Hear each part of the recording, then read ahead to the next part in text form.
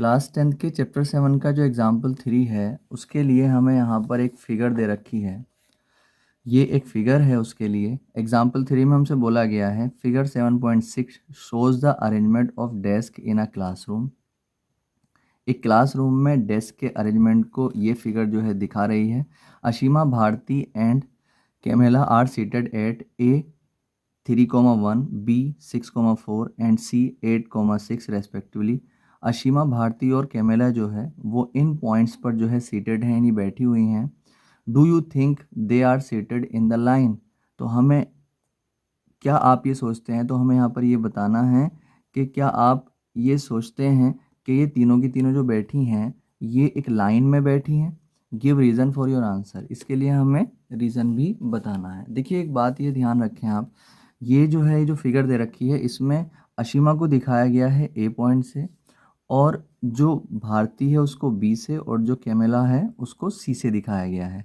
अब इनके कोऑर्डिनेट्स भी हमें गिवन है। अगर नहीं भी दिए होते तो हमें मालूम है कि ए पॉइंट जो है वो 3 की सीध में आ रहा है, तो इसके कोऑर्डिनेट्स 3,1 हो जाएंगे, और 3 कोमा और ऊपर यहाँ तक कितना जा रहा है 1, तो ये 3,1 हो जाएंगे। इसी तरीके से बी के कोऑर्डिनेट्स हमें गिवन है 6,4। देखिए सी 6 और यहाँ पर कोमा 4, और जो सी है उसके कोऑर्डिनेट हमें गिवन है 8,6। तो देखिए यहाँ पर ये सी 8 की सीध में आ रहा है और ऊपर यहाँ पर 6।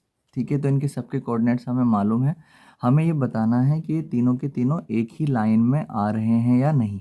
अब देखिए अगर कभी भी कोई 3 पॉइंट्स को चेक करना हो कि वो एक ही लाइन में आ रहे हैं या नहीं, तो हम क्या करते हैं, हम सबसे पहला काम क्या करेंगे, हम सबसे पहले ए बी को निकालेंगे। हम ए बी को निकालेंगे, फिर उसके बाद हम बी सी को निकालेंगे। ए बी और बी सी को निकालने के बाद फिर हम निकालेंगे ए सी को। ठीक है, अगर ए सी की लेंथ ए बी और प्लस बी सी इन दोनों के सम के इक्वल अगर आ जाती है, तो तब ये ए बी और सी जो होंगे वो तीनों की तीनों एक ही लाइन में होंगे। और अगर ए बी और बी सी का सम ए सी के सम के इक्वल नहीं आया, तो तब ये ए बी सी एक लाइन में नहीं होंगे। तो अब सबसे पहला काम क्या करेंगे, सबसे पहले हम ए बी को कैलकुलेट करेंगे, उसके बाद बी सी को, उसके बाद ए सी को। ठीक है, तो देखिए सबसे पहले जब हम ए बी के लिए काम करेंगे तो ए बी के लिए कौन कौन सा पॉइंट काम करेगा, 3,1 और 6,4। तो यहाँ पर हम ले लेंगे 4 ए बी। जब ए बी के लिए आप काम करोगे तो पॉइंट काम करेंगे 3,1, और दूसरा पॉइंट रहेगा हमारे पास 6,4। तो ये यहाँ पर ये कितना आ गया, ये x1 है, ये y1 है, और ये कितना है x2 है, और ये कितना है y2 है। तो जब हम यहाँ पर ए बी निकालेंगे तो अंडर रूट एक्स टू कितना है हमारे पास, ये x2 minus x1 whole square, पहले डिस्टेंस फॉर्मूला लगा देंगे, plus y2 minus y1 whole square.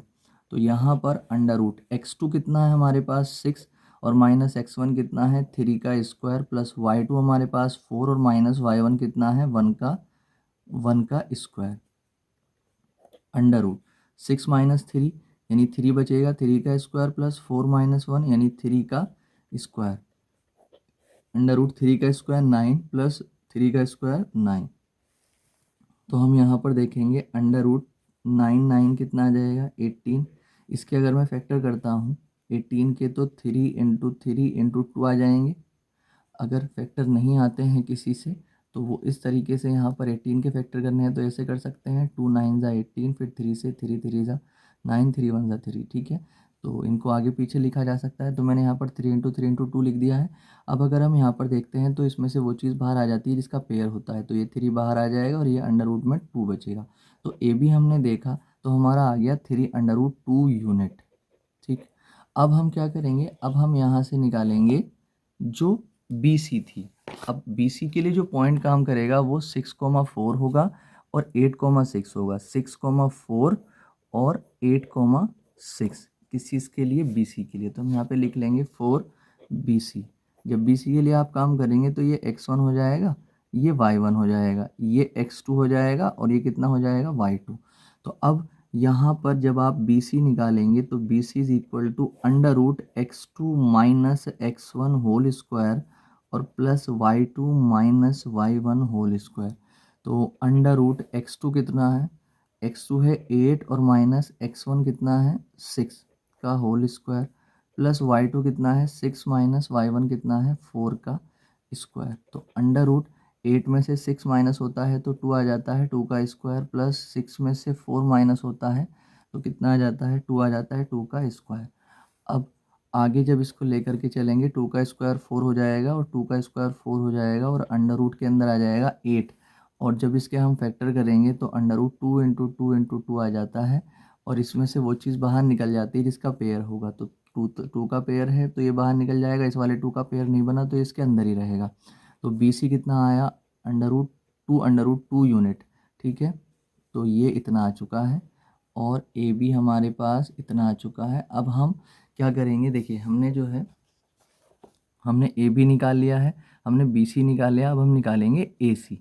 और जब ए सी के लिए हम काम करेंगे तो हमारे पास 2 पॉइंट काम करेंगे फॉर ए सी 3,1 एंड 8,6। ठीक है, ये जो ए का जो कोऑर्डिनेट था ये और ये सी वाला।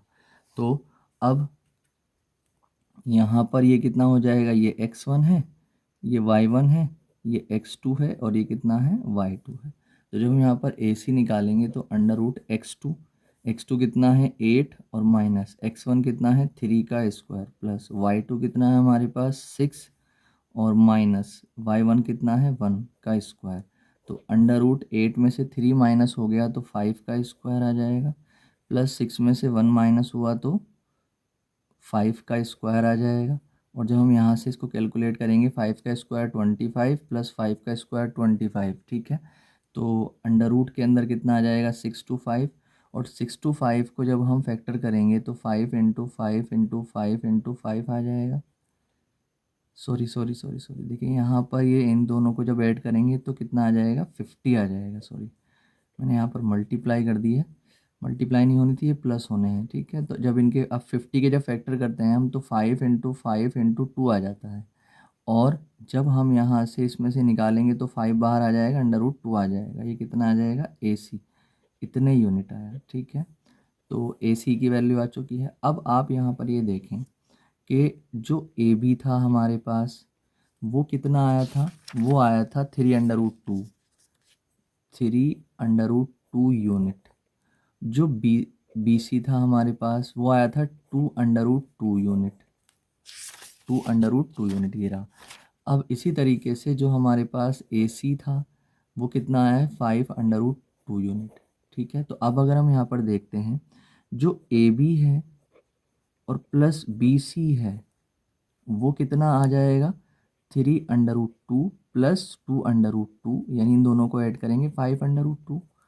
और जो ए सी है वो कितना है, वो अकेला 5 अंडर रूट 2 है। तो हमने यहाँ पर देखा कि जो ए बी है और प्लस बी सी है इन दोनों को ऐड करके उतना ही आ रहा है जितना पूरे का पूरा ए सी है।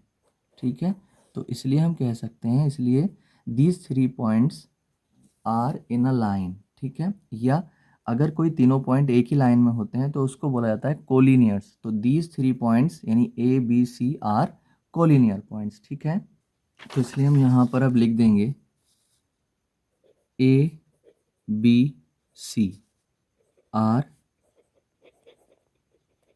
Collinear points. ये तीनों के तीनों पॉइंट्स जो हैं वो कोलिनियर है यानी एक ही लाइन में हैं। इसलिए हम यहाँ पर लिख सकते हैं therefore they are seated in a line. तब हम कह सकते हैं वो तीनों के तीनों जो थी वो एक ही लाइन में थी। ठीक है, ये इसका जो है आंसर आ जाएगा।